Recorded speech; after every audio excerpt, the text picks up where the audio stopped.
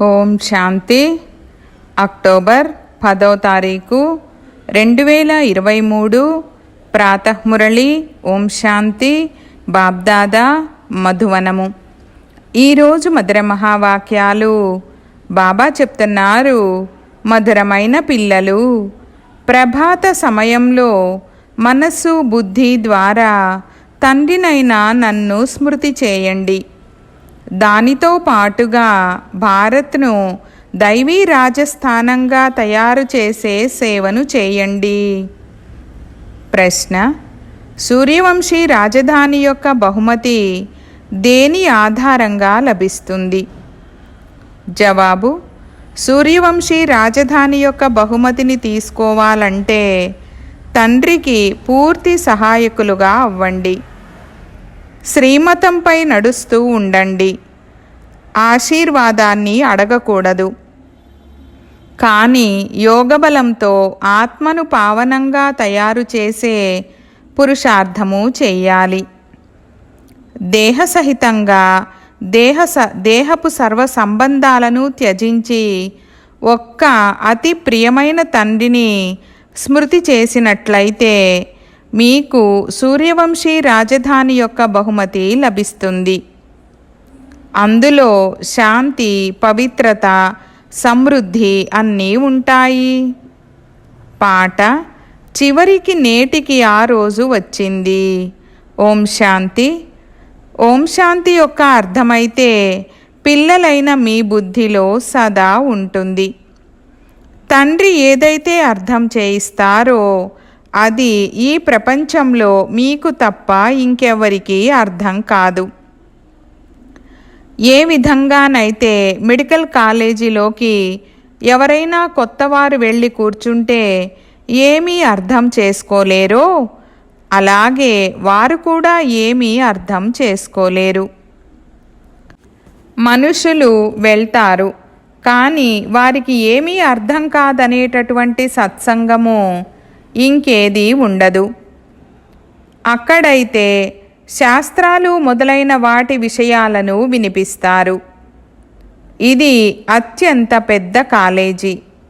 ఇది కొత్త విషయమేమీ కాదు. తండ్రి కూర్చొని పిల్లలకు రాజయోగాన్ని నేర్పించే ఆ రోజు మళ్ళీ నేడు వచ్చింది.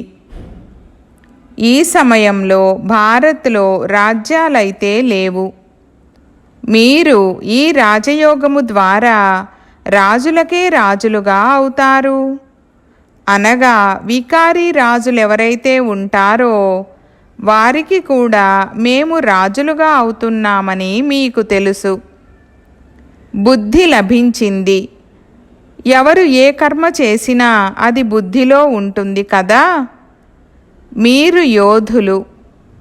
ఆత్మలమైన మనమిప్పుడు తండ్రితో యోగాన్ని జోడించడం ద్వారా భారత్ను పవిత్రంగా తయారు చేస్తామని మరియు చక్రము యొక్క ఆది మధ్యాంతాల జ్ఞానాన్ని ధారణ చేసి మనము చక్రవర్తి రాజులుగా అవుతున్నామని మీకు తెలుసు.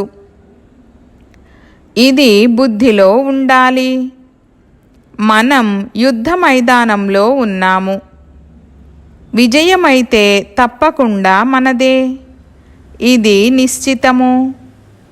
తప్పకుండా మనం ఇప్పుడు ఈ భారత్ను మళ్ళీ దైవీ ద్వికిరీటధారి రాజ్యస్థానముగా తయారు చేస్తున్నాము. బాబా చిత్రాల గురించి చాలా మంచి రీతిలో అర్థం చేయిస్తూ ఉంటారు. మనము 84 జన్మలను పూర్తి చేసి ఇప్పుడు తిరిగి వెళ్తాము. మళ్ళీ వచ్చి రాజ్యం చేస్తాము. ఈ బ్రహ్మకుమార కుమారీలందరూ ఏం చేస్తున్నారు? బ్రహ్మకుమారీల యొక్క ఈ సంస్థ ఏమిటని అడుగుతారు కదా.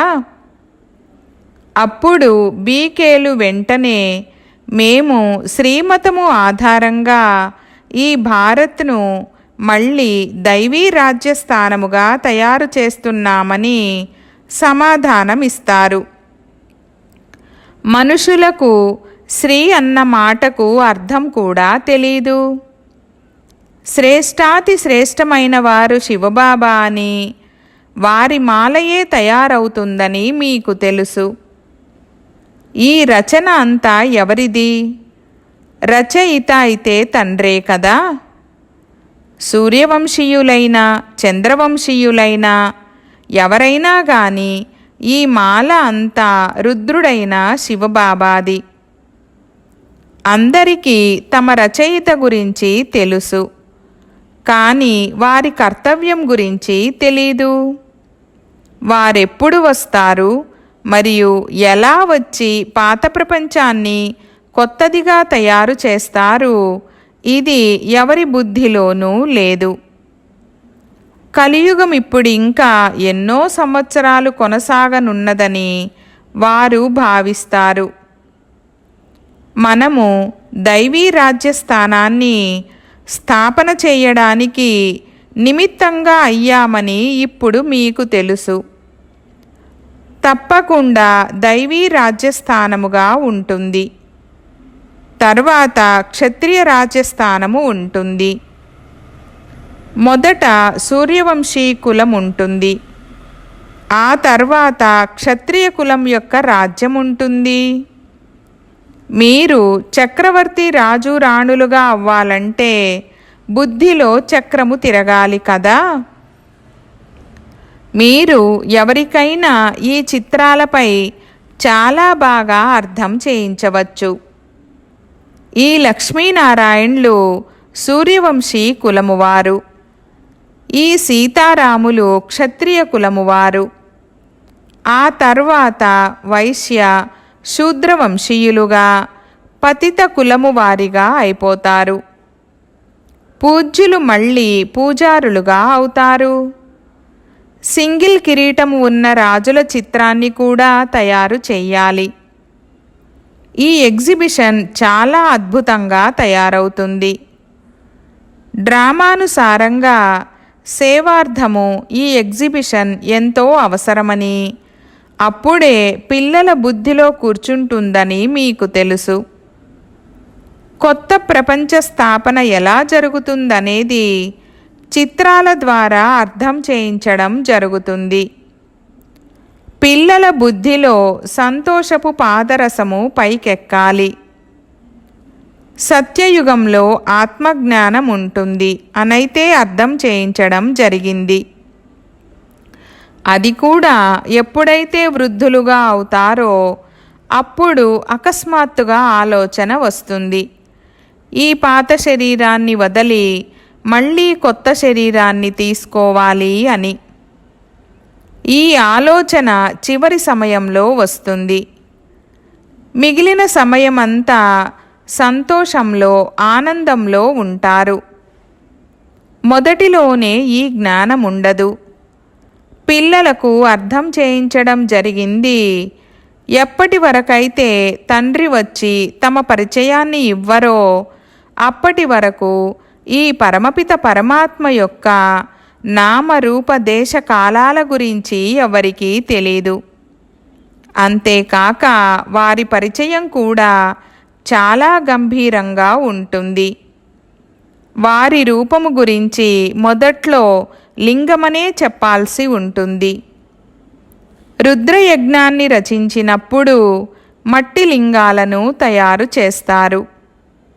వాటికి పూజలు జరుగుతూ వచ్చాయి. తండ్రి మొదటే వారు బిందు రూపమని చెప్పలేదు. బిందు రూపమని చెప్పినట్లయితే మీరు అర్థం చేసుకోలేకపోయేవారు. ఏ విషయాన్ని ఎప్పుడు అర్థం చేయించాలో అప్పుడే అర్థం చేయిస్తారు. ఈరోజు అర్థం చేయిస్తున్న విషయాలను మొదటే ఎందుకు అర్థం చేయించలేదని అనలేరు. అలా కాదు. ఎందుకంటే డ్రామాలో ఈ విధంగానే నిశ్చితమై ఉంది. ఈ ఎగ్జిబిషన్ ద్వారా సేవ వృద్ధి ఎంతగానో జరుగుతుంది. దేనినైనా కొత్తగా ఆవిష్కరిస్తే అది ఇక వృద్ధి చెందుతూ ఉంటుంది.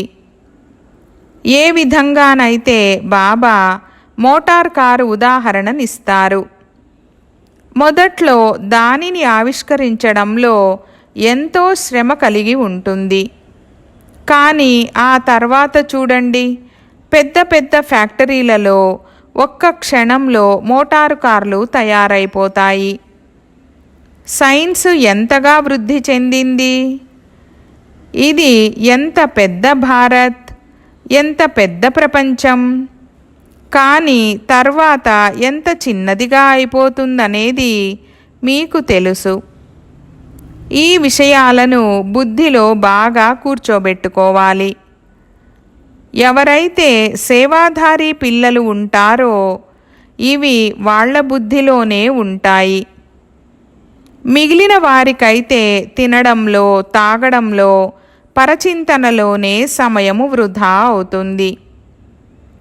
భారత్లో మళ్ళీ దైవీ రాజ్యస్థానము స్థాపన అవుతోందని మీకు తెలుసు. వాస్తవానికి కింగ్డమ్ అన్న పదం కూడా తప్పే. భారత్ దైవీ రాజ్యస్థానముగా తయారవుతుంది. ఈ సమయంలో ఆసురీ రాజ్యస్థానముగా ఉంది. రావణ రాజ్యం ఉంది. ప్రతి ఒక్కరిలో పంచవికారాలు ప్రవేశించి ఉన్నాయి. ఎన్ని కోట్లాది మంది ఆత్మలున్నారు! అందరూ పాత్రధారులే. తమ తమ సమయానికి వస్తారు మరియు వెళ్ళిపోతారు. మళ్ళీ ప్రతి ఒక్కరూ తమ పాత్రను రిపీట్ చేయవలసి ఉంటుంది.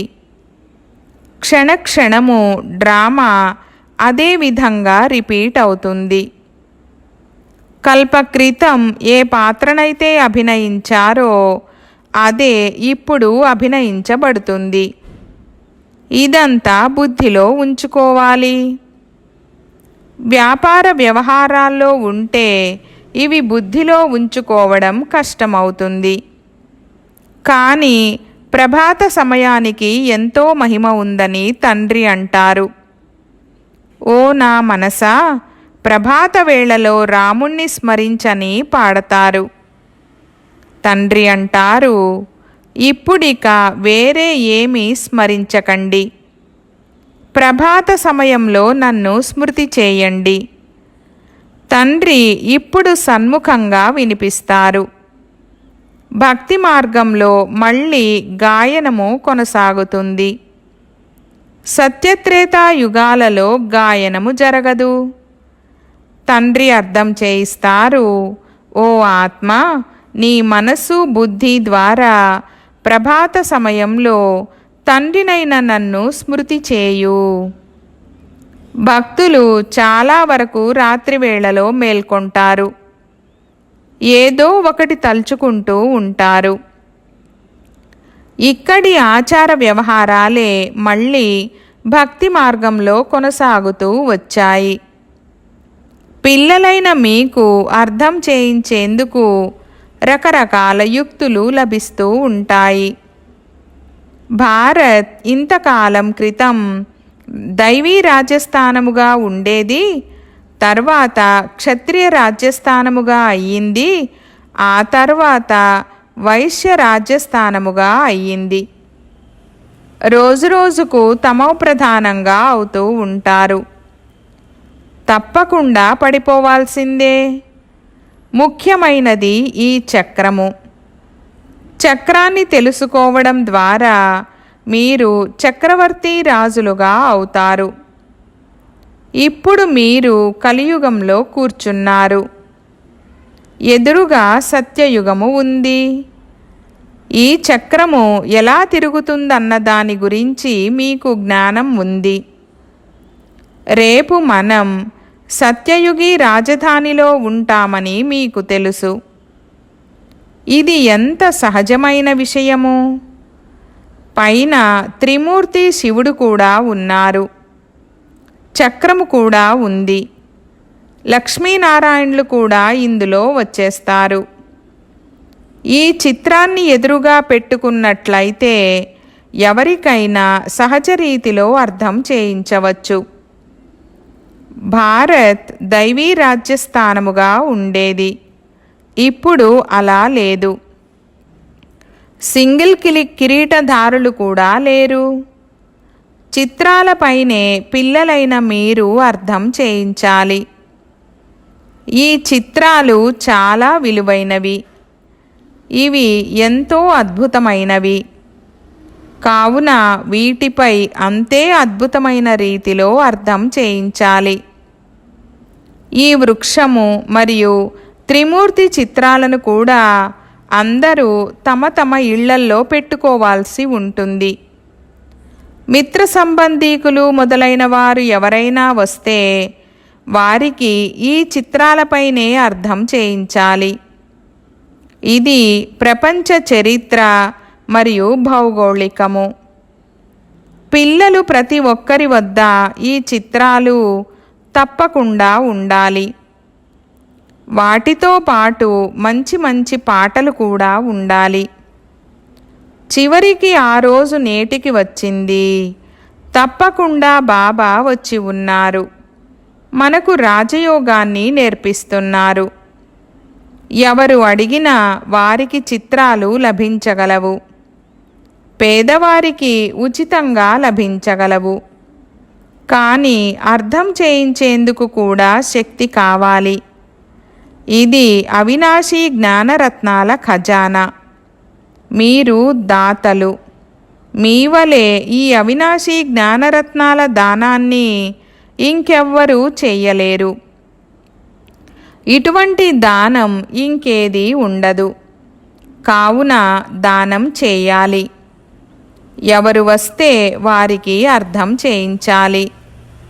అలా ఒకరినొకరు చూసి ఎంతోమంది వస్తారు. ఈ చిత్రాలు ఎంతో విలువైనవి, అమూల్యమైనవి. అలాగే మీరు కూడా అమూల్యమైన వారిగా పిలువబడతారు. మీరు గవ్వ నుండి వజ్రతుల్యంగా అవుతారు. ఈ చిత్రాలను ఎవరైనా విదేశాలకు తీసుకువెళ్ళి అర్థం చేయించినట్లయితే అద్భుతము జరుగుతుంది.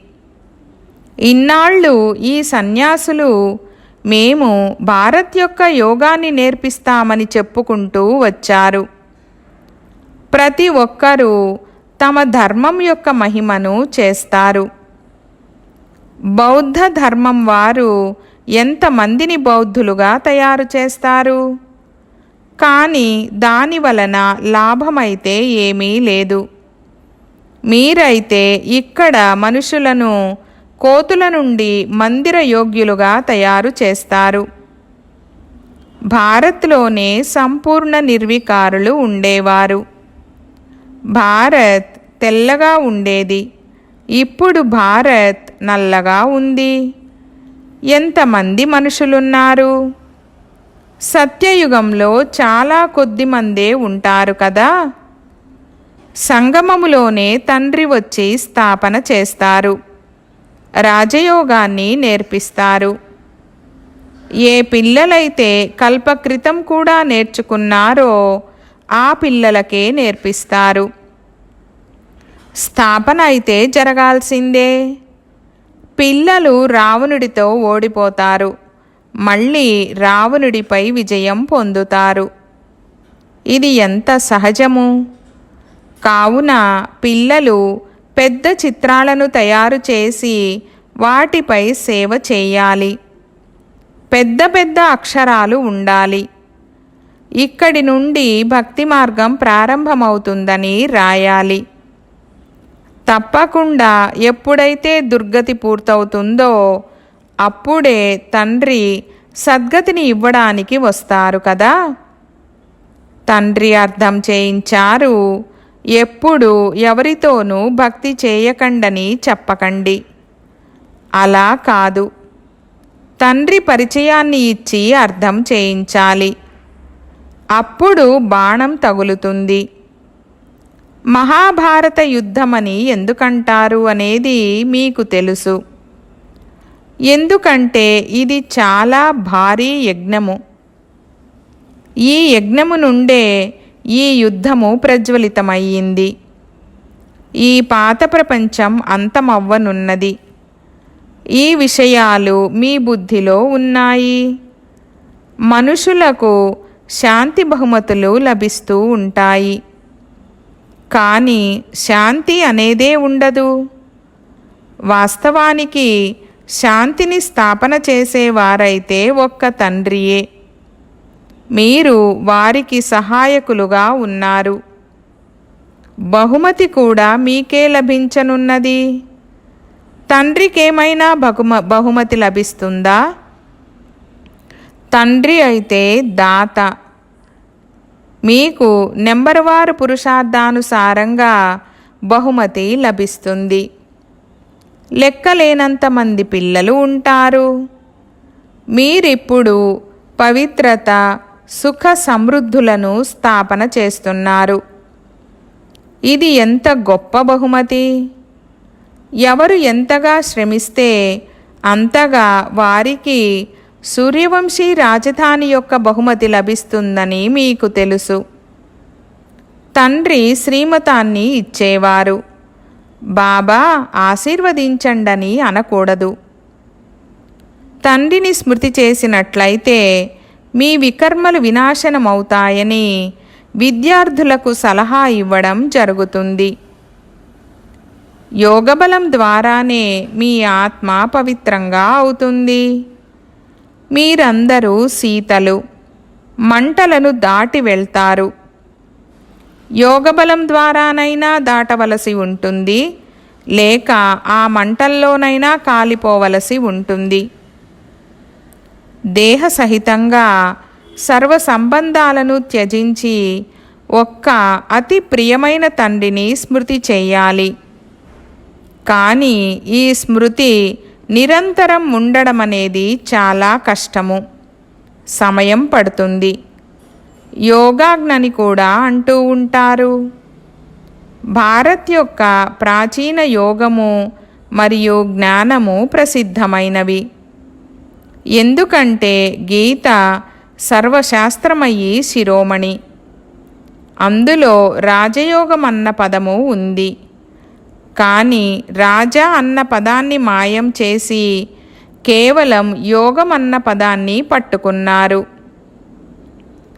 ఈ రాజయోగము ద్వారా నేను మిమ్మల్ని రాజులకే రాజులుగా తయారు చేస్తానని తండ్రి తప్ప ఇంకెవ్వరూ చెప్పలేరు. ఇప్పుడు మీరు శివబాబా సన్ముఖంలో కూర్చున్నారు. ఆత్మలమైన మనందరము అక్కడ పరంధామంలో నివాసముండేవారమని, తర్వాత శరీరాన్ని ధరించి పాత్రను అభినయిస్తామని మీకు తెలుసు. పునర్జన్మలను శివబాబా అయితే తీసుకోరు. బ్రహ్మ, విష్ణు, శంకరులు కూడా పునర్జన్మలను తీసుకోరు. తండ్రి అంటారు, నేను పతితులను పావనంగా తయారు చేయడానికే వస్తాను. అందుకే అందరూ పతిత పావన రండి అని తలుచుకుంటారు. ఇది సరైన పదము. తండ్రి అంటారు, నేను మిమ్మల్ని పావనంగా దేవీ దేవతలుగా తయారు చేస్తున్నాను. కావున అంతటి నష కూడా ఎక్కాలి. బాబా వీరిలోకి వచ్చి మనకు శిక్షణను ఇస్తున్నారు. ఈ ఫలాల తోటకు యజమాని బాబా. మనం బాబా చేతిని పట్టుకున్నాము. ఇదంతా బుద్ధికి సంబంధించిన విషయము. బాబా మనల్ని ఆవలి తీరం వైపుకు, విషయ సాగరం నుండి క్షీరసాగరం వైపుకు తీసుకువెళ్తారు. అక్కడ విషము ఉండదు. అందుకే దానిని నిర్వికారి ప్రపంచమని అంటారు. భారత్ నిర్వికారిగా ఉండేది. ఇప్పుడది వికారీగా అయిపోయింది. ఈ చక్రము భారత్ గురించే ఉంది. భారతవాసులే చక్రము చుడతారు. ఇతర ధర్మాల వారు పూర్తి చక్రమంతా తిరగరు. వారు తర్వాత వస్తారు. ఇది చాలా అద్భుతమైన చక్రము. బుద్ధిలో నష ఉండాలి. ఈ చిత్రాలపై చాలా అటెన్షన్ ఉండాలి. సేవ చేసి చూపించండి. విదేశాలలోకి కూడా ఈ చిత్రాలు వెళ్ళినట్లయితే పేరు ప్రఖ్యాతమవుతుంది. విహంగ మార్గపు సేవ జరుగుతుంది. అచ్చా मीठे मीठे सिकीलधे बच्चों प्रति मात पिता बाप दादा का याद प्यार और गुड मॉर्निंग. रूहानी बाप की रूहानी बच्चों को नमस्ते. हम रूहानी बच्चों की रूहानी बाप दादा को याद प्यार गुड मॉर्निंग और నమస్తే నమస్తే బాబా నమస్తే. ధారణ కొరకు ముఖ్య సారము. 1వ పాయింట్, అవినాశీ జ్ఞానరత్నాల ఖజానా ఏదైతే లభించిందో దానిని దానం చేయాలి. తమ సమయాన్ని తినడంలో, తాగడంలో, పరచింతనలో వృధాగా పోగొట్టుకోకూడదు. 2వ పాయింట్, గవ్వతుల్యమైన మనుషులను వజ్రతుల్యంగా తయారు చేసే సేవను చేయాలి.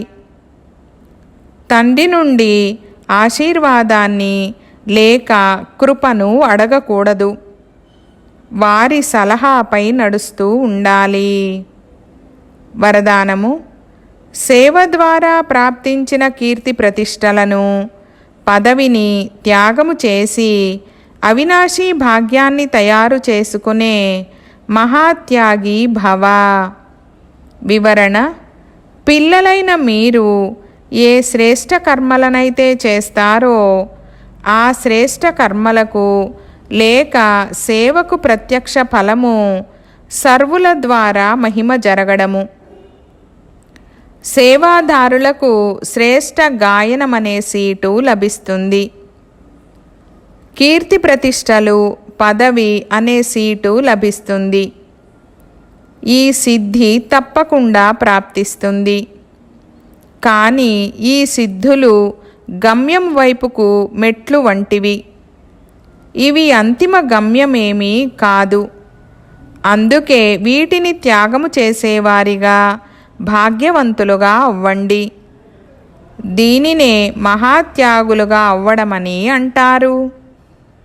త్యాగాన్ని కూడా త్యాగము చెయ్యటమే గుప్త మహాదానుల విశేషత. స్లోగన్: ఫరిష్తాగా అవ్వాలంటే సాక్షిగా అయ్యి ప్రతి ఆత్మ పాత్రను చూడండి మరియు సకాష్ను ఇవ్వండి. ఓం శాంతి.